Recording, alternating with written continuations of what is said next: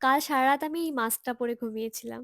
কালকেই আমি first time এই কোলাজেন মাস্কটা ট্রাই করেছিলাম। কারণ আজকে একটা স্পেশাল শুট আছে। আর সকালবেলা উঠে তো দেখি মাস্কটা একদম ট্রান্সপারেন্ট হয়ে গেছে। আর স্কিনটা কিন্তু বেশ গ্লোয়িং লাগছে দেখতে। এরপর আমি রেডি হয়ে নিলাম, ছাতুর জল খেয়ে বেরিয়ে পড়লাম জিমে যাওয়ার জন্য।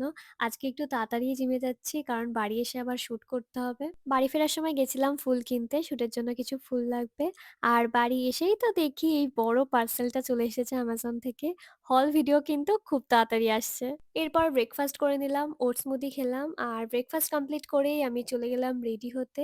রেডি হচ্ছিলাম তখনই চলে আসলো সুইস বিউটি থেকে একটা কোলাবোরেশন পার্সেল। আজকে একটা শাড়ি ব্র্যান্ডের জন্য আমার আর অনিক দুজনেরই একসাথে শুট আছে। সো আমরা দুজনেই রেডি হয়ে চলে গেলাম শুট করতে। অ্যান্ড থ্যাংক গড আজকে বৃষ্টি হয়নি। আমরা ভালোভাবেই শুটটা কমপ্লিট করতে পেরেছি। অষ্টমীর সকালে পরার জন্য একটা ব্লাউজ অর্ডার দিয়েছিলাম, সেটা আজকে আসলো। আর আজকে লাঞ্চটাতেও খুবই স্পেশাল কারণ বিরিয়ানি হয়েছে।